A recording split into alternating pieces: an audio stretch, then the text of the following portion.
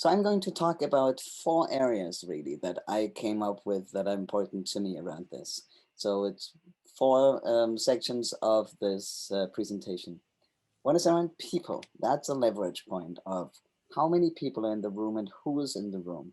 That will have a big impact on the length of our meeting and on our time management. So that's definitely a factor. So you see membership, circle roles, and so on. So I'm going to talk about that. The other one is clarity. The more clarity we have, I think personally, I think that might be the biggest leverage point. But more clarity we have, the faster we can go through our processes and get to some point that we want to get to. But often we don't even know what we want. And then we sort of meander around and we don't really know where we're heading. And therefore it takes forever. So that's a point I want to talk about. Another point is just accountability. That's become a little bit of a favorite word of mine because I noticed just so in how many places accountability, as in doing what you said you would do, makes a big difference in making sure trust doesn't break down and connection doesn't break down, and we have the processes in place that support us in doing what we do, I want to do, and in being who we want to be. And then honesty. Honesty is sometimes lacking when people struggle with time management because they don't say what's going on for them in terms of how we can improve a meeting, for example. So those are the points that I will focus on pretty much in that order. So I'm ready to jump in.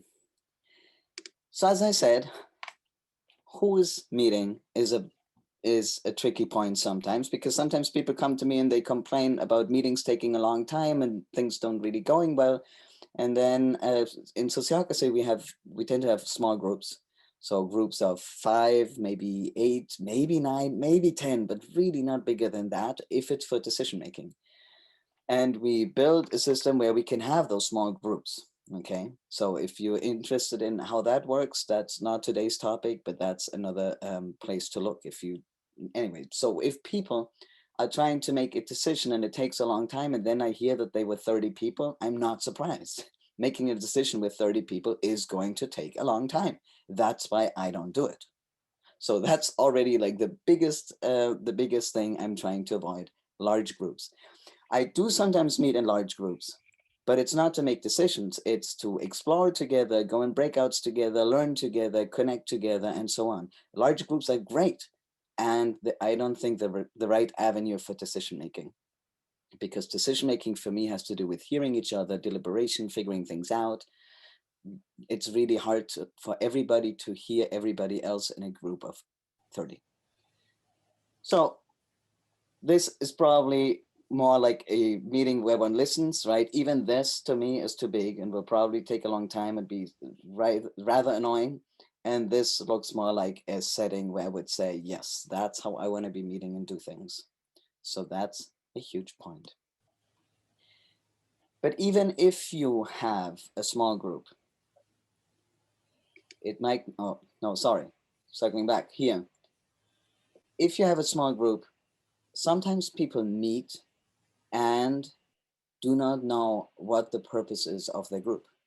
And then they meander around questioning everything of maybe we should do this and maybe we should do that. And maybe this is also a factor. Since they don't know what the scope is of their work, they just meander around, not quite knowing where to turn. And that costs a lot of time.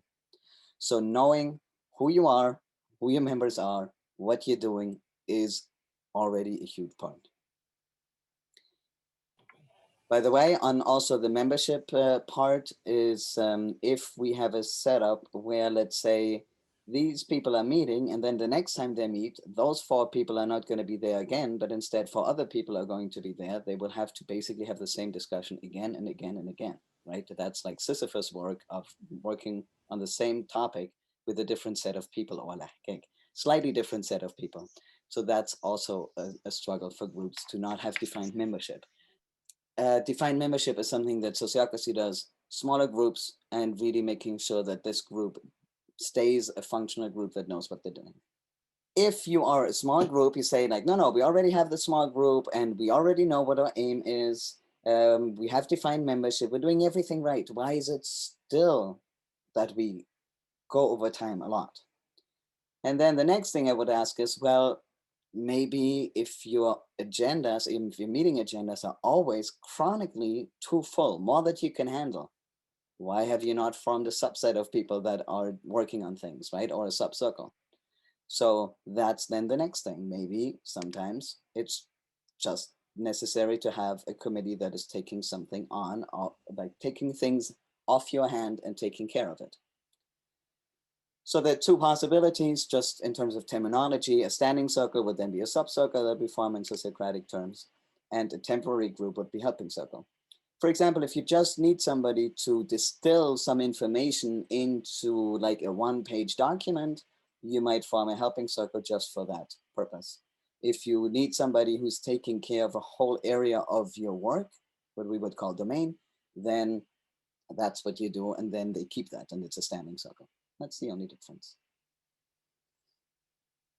Another really useful thing is when you have recurring issues, is forming roles. So that's something that is also done in Sociocracy, right? Not only the roles of facilitator, leader, secretary, and so on, but also roles like the person who responds to emails on the following topic, or the person who talks to people who want to, I don't know, become members, for example, or the people who want to inquire about getting their own parking lot, something like that, parking spot in the parking lot, like whatever it might be, whatever the area of your work is, there might be topics, if you comb through old agendas, that keep recurring, that you could just, because you basically know what your standpoint is on them, you could just make an agreement about how to handle things, hand it to somebody, and they just take care of things.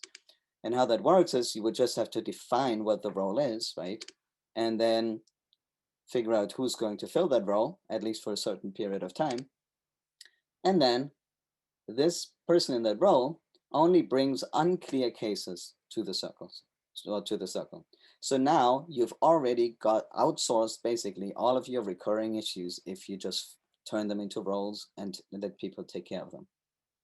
A little example, I live in a co-housing community myself, right? And we, because of COVID, closed our common house.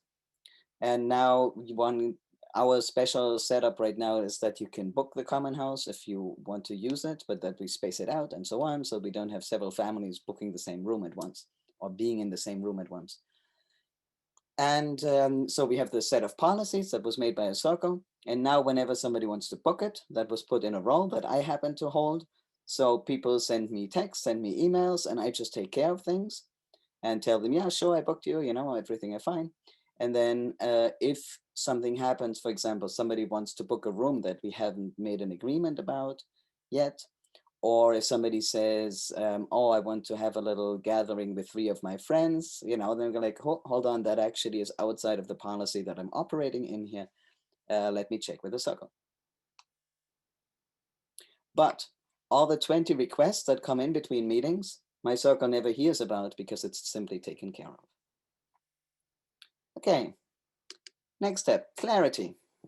This is my personal favorite because clarity goes a long way. We will, in each meeting, have the choices of our agenda items being reports, explorations, or decisions. So what does that mean? A report only means that somebody's bringing information and all we need to do is receive the information. For example, if I, as the person who schedules the common house in COVID time, if it's a meeting, typically I will have like 30 seconds where people go like, oh, Ted, anything new on common house bookings? I'd say, no, it was booked several times, but nothing new. That's a report. It could also go longer if there's more exciting things to talk about, right? But that's a report. It's one way of information. So one way transmission of information. I have the information and I want everybody to have the information. That's all there is to do about it. We don't have to start a big discussion on it because we know it's just a report. While if we want to bounce ideas or give feedback or whatever, brainstorm things or see how we relate to something, that's something else. That's not a report. I would call that an exploration. So for example, again, on this example of the common house, let's say we have a question of, is the common house booked too often given COVID or not often enough or whatever? Okay. Like how much are we using the resource right now and how well is our policy working for that? Then people could ask me like, okay, so just before we even talk, what is the information that there is to hear here? So, okay, this is what the numbers are. This is how often it's been booked and so on.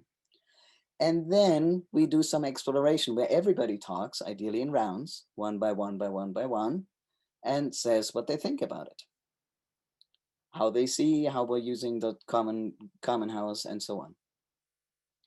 So that would be an exploration. There's nothing following from it. We're just bouncing ideas. That's what I would call an exploration.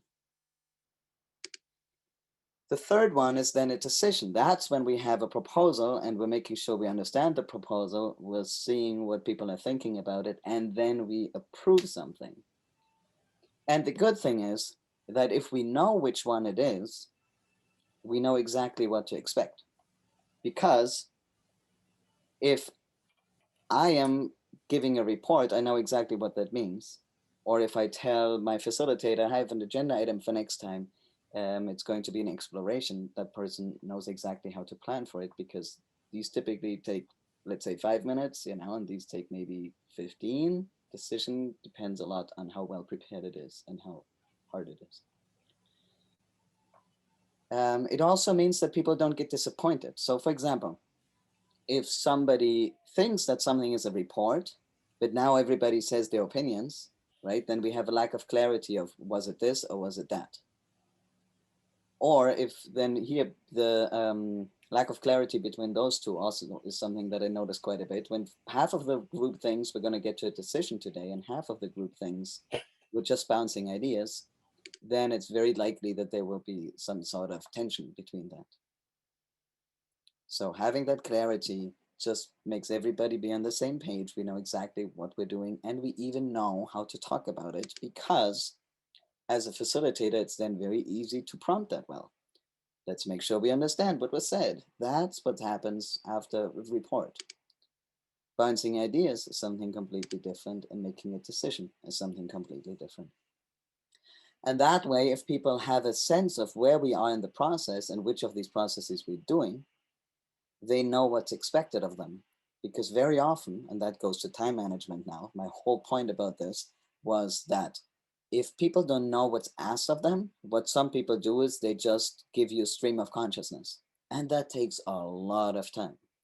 So instead of stream of consciousness, rather tell them, right now, all I want from you is your reaction on this thought. Like, give me your reaction on this, and only on that, not all the other things we could also be talking about, only that. So you really support people in contributing to the meeting if you give them a better sense of what you're hoping for right now. It will be faster and it will be more to the point, more productive, more satisfying. It just helps everybody. There's no reason that I see not to do this kind of stuff. Okay. Now we go to meeting planning. So now that we understand the difference between reports, explorations, and decisions, we can build great agendas. So for example, here, this is just completely made up. If we have these different agenda items, so we ask for people's ideas on what we want to talk about in a meeting, and they send us something like this. And then what I do, and what people who work with me also do, is ask, okay, what is this? A report? Is this an exploration? Now, so people can ask what they need here. And now I know exactly what I do with that, because there is a standard agenda format that we used in our Sociocratic meetings that is always the same. And the minutes are just, like how many minutes it would take. It's just something that I put on. It doesn't have to be those numbers for you, but that's typically what it boils down for me. 7 minutes of opening round, having people arrive in the meeting, checking a few boxes, and I can give you something to read about meeting format if this is new to you. You're consenting to the agenda. I'll talk about that in a moment. Talk about that later too. and then a closing round, also something I will still cover. Right now, my whole point is just that you see that there's like a preset structure already, and then all we do is we take our agenda items and plug them in. That's our agenda. It's always the same. The frame is always the same. And then we just plug in what it is. And then we put, like that's what we do in our agendas. We put the R for report, E for exploration, and D for decision.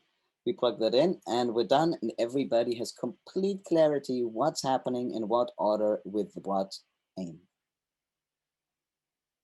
That level of clarity helps people be oriented, knowing exactly what's expected of them. And that, to me, that's the biggest point where you can save time if you are too loose on that. And I'm not talking about, like micromanaging every second. One can do this kind of stuff in sort of a flexible and fluid and natural language kind of way. The important point is whether you have clarity in your head of what you're doing. Because, for example, if you facilitate and you know this is a report item, you know that what you're playing for is for everybody to understand. So your goal in that moment is, okay, somebody has information. I'm done here when everybody understands what the person brought them. Right? So you know what your finish line is basically, and that helps significantly. One little thing, just because we're on that topic, is that I personally dislike meetings where reports are more than, let's say, a quarter of the meeting time, because then please send me emails and I'll read it. I don't have to sit there with other people to just listen to information a lot. So unless there's a strong reason to do that, I'd rather have a way to transfer information differently and really focus on things where we have to be together for. Okay, what else do we have here? Oh, consenting to the agenda. So now on this point, this is, I'd say that about a lot of items here I noticed, but this is also super key in time management. So if we have an agenda like this, okay, we show up to the meeting, the best idea is to show people this agenda and say, is this what you want to talk about? More or less that many minutes, and to play for these outcomes. Is this how you want to spend your time? And then I would want to hear from each and every person in the group, yes, this is how I'm okay with spending the time like that. Because in that moment, we've made an agreement with each other on how we're spending our time with what and to what aim. Which means if we go way over time, or if somebody keeps talking and talking about something else, then I have something that I can hold them accountable to. And that's, to me, the key thing, that it's a shared agreement, not something that is just in my head but wasn't explicitly shared. So now we have a completely transparent and explicit agreement on how we're spending our time. Without an agreement, it's really hard to hold people accountable. And if you hold people accountable to an agreement that you made unilaterally, it will always come across as something that you're putting on them. So that's why having it being a shared agreement is so key in my view. Here you can see this is just an example, basically the same agenda items now put into a template that we use. We also have more updated ones, but this is basically, I would plug it into something like this, and then you just type here and you know exactly what's happening in every moment. And when I'm actually super picky, I tend to even put like beginning and end time for each agenda item, because that helps me when I facilitate be completely clear on how much time we have on something, given the agreement we made. Okay. And by the way, this template is also available. I can throw it in the chat later. So now what do we do? And you see that here, that I played here with, okay, things sometimes don't go according to plan, right? We all know that. I'm not assuming that everything always goes according to plan. So now let's say we talk about this, and now instead of 15 minutes, we talk about it for 30 minutes because something got more complicated, somebody had new information, we just didn't plan well, whatever it might be. You know, without blame, sometimes things just take longer. But now, of course, we have to figure something out, right? So now ideally, here at this point, as you notice that you're going over time, you have to shift your agreement and make a new agreement and say, okay, I'm noticing we are running out of time. It seems important to continue this discussion, right? Let's say after 15 minutes, yeah, 15 minutes was the original agreement. Well, let's say after 20 minutes, when you notice, okay, this is going to be another round, you say, okay, this is going to take longer. Let's take that time I propose, but that means we will have to let go of this or of this. Like you have to make a judgment, right, of which one it is. And then you can get consent again, basically to your changed agenda proposal. So that's how you can adjust over time. Again, it's not about being rigid, it's about being clear and intentional. That's my whole point here, right? It's not about having a plan and following your plan, whatever it takes, so that your time management is good. It's about in every moment knowing what you're trying to do and that you are in consent with everybody and flagging it when you notice that you need to shift it. Yeah, okay, and then we deleted that. So if at this point you notice that you're running over time, there's several things you can do. For example, what I said is extend the meeting by consent. There are also other ones. For example, you could say, oh, we're not going to get around to this. How about somebody else approves this or somebody takes care of this? And I've been to meetings, for example, where the proposal was, instead of talking about this, let's just all consent that Ted decides. And we walked out of the meeting having saved some time, which was a little unusual, but that happens, knowing somebody is going to decide or somebody is going to prepare and send an email or like whatever it might be as a follow-up. Like how can you outsource things? And that's nothing else but just making a proposal on what you could do. And then also postponing an agenda item also happens by consent because you can't just kick people's agenda items that you've agreed to earlier off the agenda without acknowledgement and new consent. Sometimes these discussions on how to navigate and renegotiate meeting time take a while. And I know that that seems counterintuitive. And I've been in the position of having a 5-minute discussion about how we're going to make up for the time that we just lost on something else, which is absolutely excruciating to do. Yet, I think that in the long run, it's a good idea.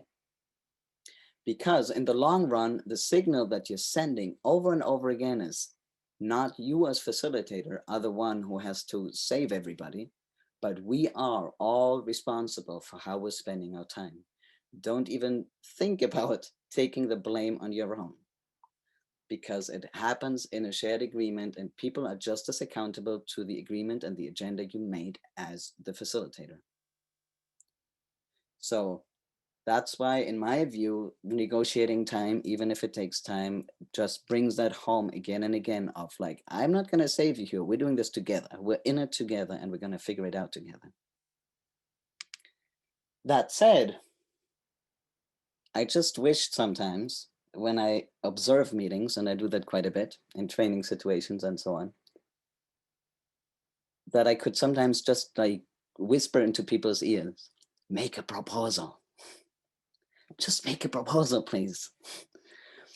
Because typically what I see people do is something like that, right? They talk and then they go this way and that way, and they don't really know, and this didn't work, and then they talk about this other thing. And I just wish they would at some point just please make a proposal because that shortens everything.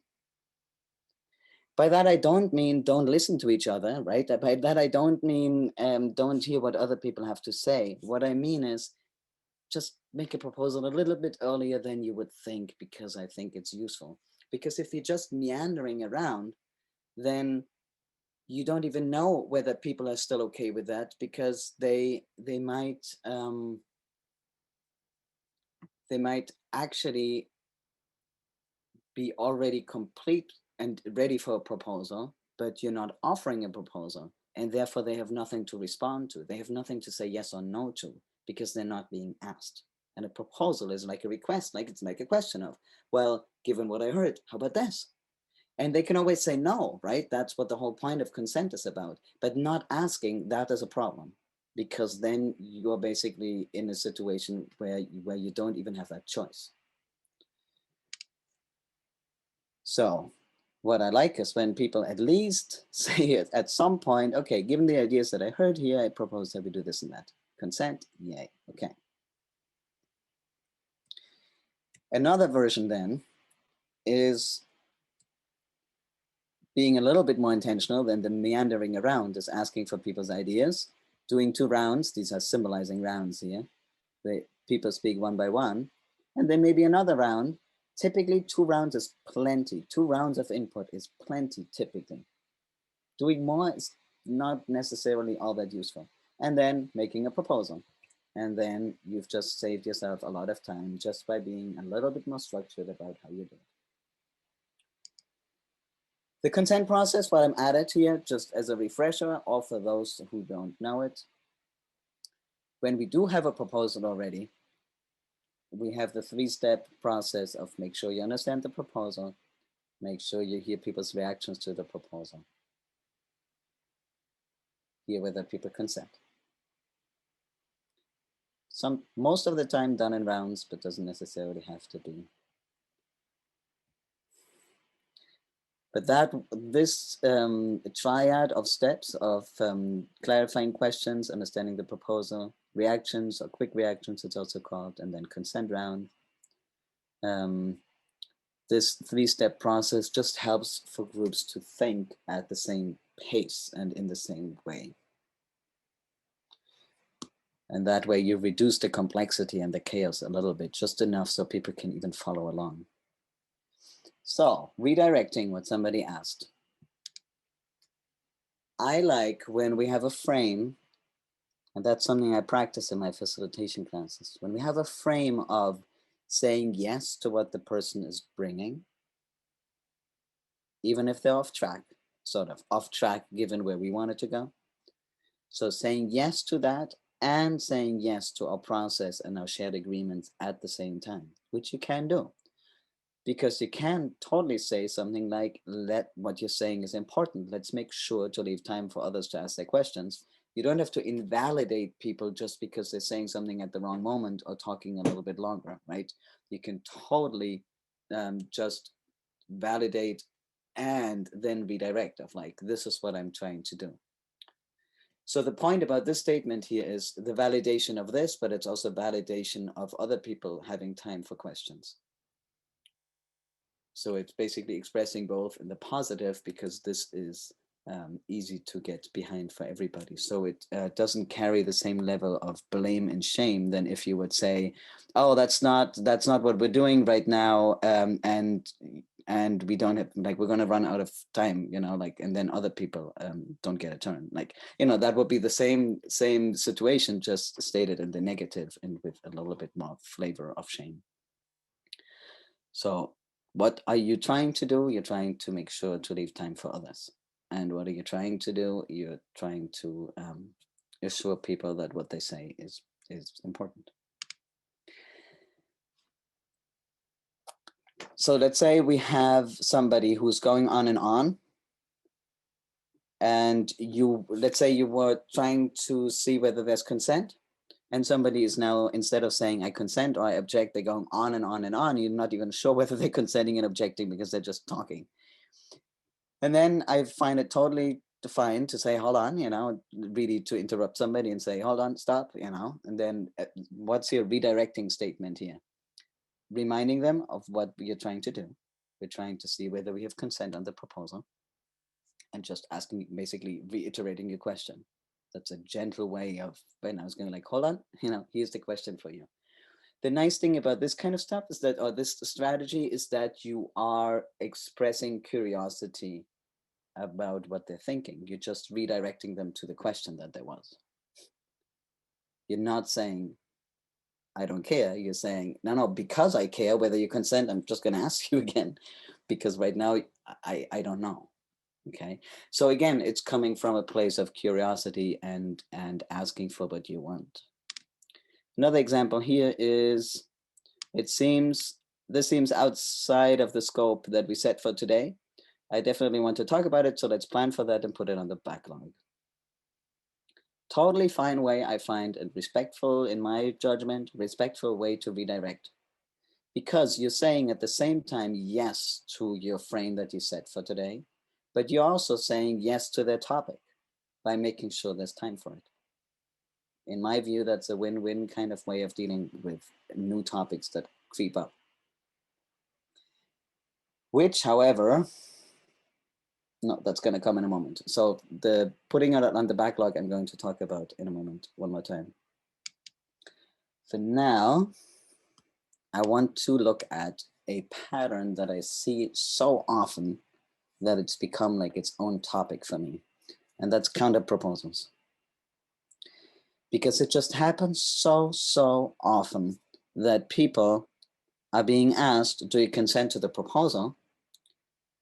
And their response is, I have a different idea.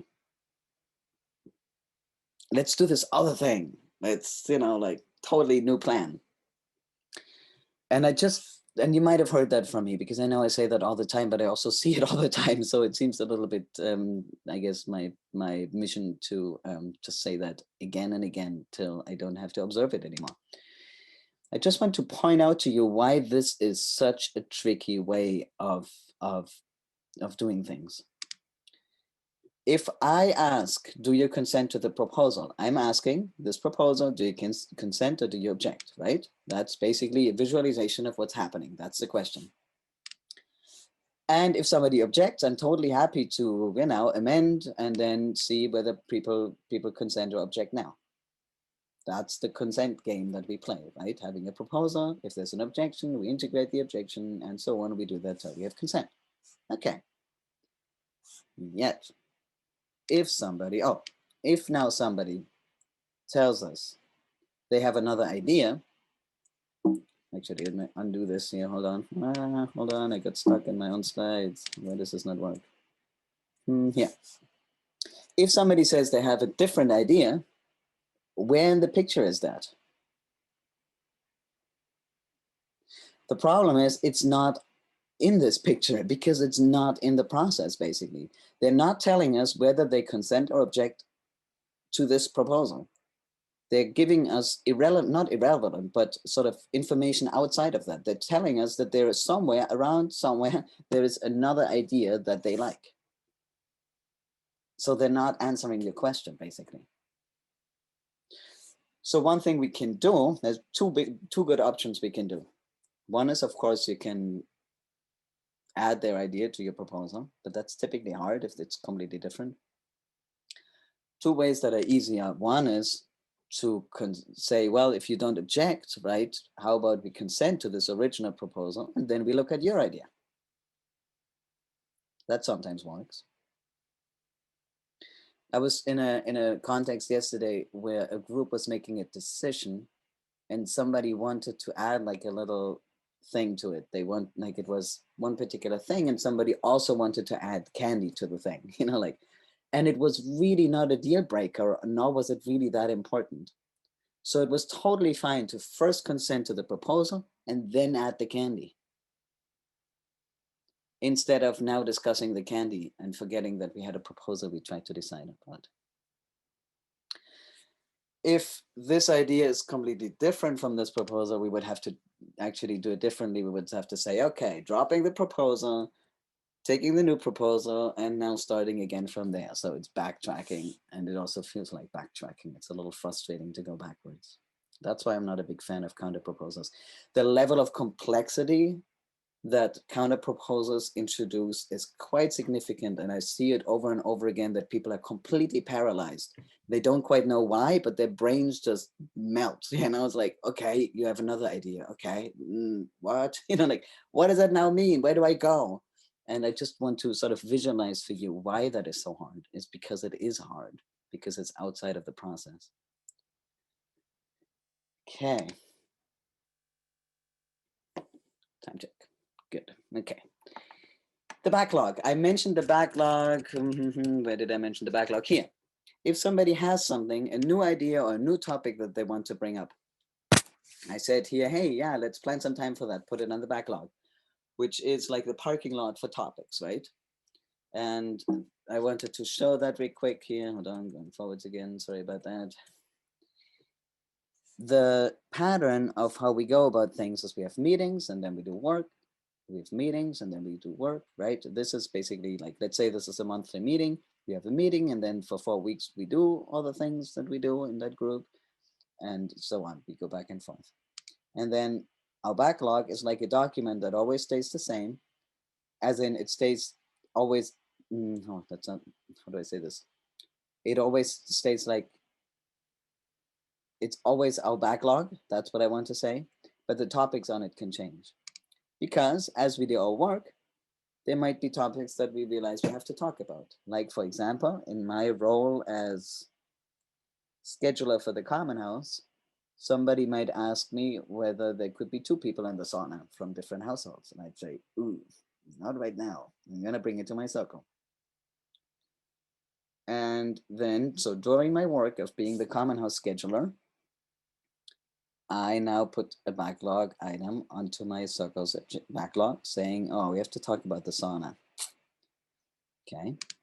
But also during meetings, we might notice something and we also put them on the backlog. We might notice like somebody had an idea, but we don't have time for it right now. We put it on the backlog. That's how we save time because we're not like a dog that runs after every stick that you throw out, right? Just because somebody still has another thing, we don't like drop everything and just do that. We stick to our plan, but we know where we put those items. Then it has to do a lot with accountability to make sure that we actually get around to looking at those. And then those topics feed the meeting agendas from the backlog. That's what I was trying to symbolize here. All right, last topic, honesty. It's a short one because it's very easy to say. Be honest in your meeting evaluations. If we have a meeting and there might be any other reason why your agendas or why your meetings go over time or the time management isn't the way you want it, you should have a chance to say it at the end of each meeting. Whether you say it or not, that's your judgment call. But it's pretty clear that if you choose not to say something, chances are it's not going to change. So this is a very big leverage point again for whether you have meetings that are running in a way that you can get behind, or whether you're choosing not to speak up and to collude in a meeting culture that you don't like. Problem is sometimes people have a hard time saying these things because it's uncomfortable, but just know that in my view, that's a responsibility that we have.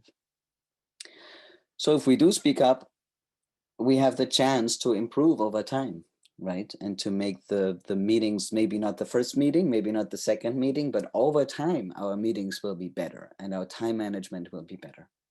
So all the things that I've talked about, plus other things that might come up in your meetings, could be addressed by just saying them like, hey, I think we should form a subcircle. Hey, I think we should introduce timers. Hey, I think we should start our meetings on time. I have a few other examples. Any of those things you can say here and then make sure they happen. So, for example, if you have a feeling that your meetings aren't well prepared, maybe an idea to say it.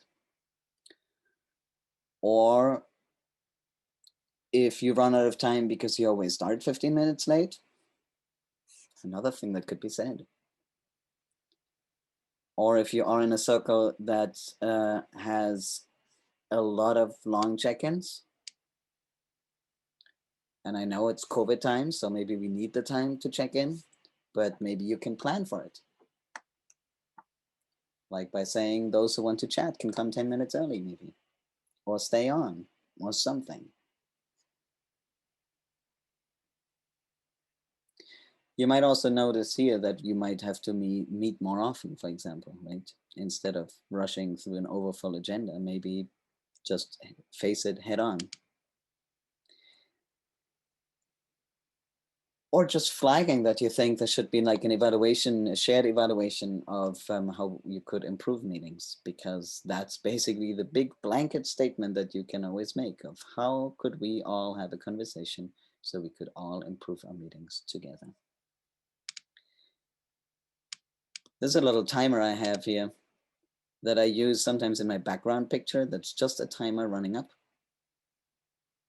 I use that in my Zoom calls quite a bit, because basically, I mean, I could do it now, I can show it to you later. It basically runs in my background as my background image in Zoom. And that way I know if we made the agreement that we're going to use timers, for example, during our check-ins, then that's a way to stick to your agreements, because you get the feedback of how the time is running, right? And then you know, if you say you said 2 minutes, then you know when 2 minutes are up. So timers are not necessarily something for everybody, but based on a shared agreements, I think they're totally good ideas. And I guess this is a question I would like to leave you with. It's my last slide here before resources. If someone is talking for a long time, how would you like me to intervene? You can ask these things of your group, saying like, hey, as a facilitator, I have a hard time. Some people really talk for a long time and it makes our meetings really long, longer than we think each time. I just don't really feel comfortable interrupting people. So let's make an agreement of what I should do. How do you want me to intervene as a facilitator? That way you don't have to play bad cop, but you are the person holding people accountable to an agreement you made together. It's a very different vibe from telling people to stop talking outside of an agreement. I have a few things that I want you to know, and then I will take content requests here. So Sociocracy for All offers training, right? Facilitation training and so on, and basic introductions. You can find those there. And then we have a whole page just on facilitation resources. So that would be sociocracyforall.org/facilitation. There are lots of articles. I wrote many of them, but other people too. Two of the ones that I've written most recently, actually, that I like and that might be interesting to you on this very topic are the tragedy of the meeting. That's a little bit of a wordplay, if you recognize it. There's the tragedy of the commons. And I'm treating basically meeting time as like a resource we own together in a group, right? If we have a 1 hour meeting, that hour we own together, and we need to negotiate together how we use that resource, because after the hour is up for all of us. So we're completely equals in how we spend that chunk of our life, basically. And then here, systemic view of meetings. Often people ask me, yeah, but what if people don't cooperate? So what if people don't cooperate has a really long answer, because there might be many factors in it. So I decided to write a whole thing just on that question, basically, the long answer to what I wish I had time to say when people ask me that question.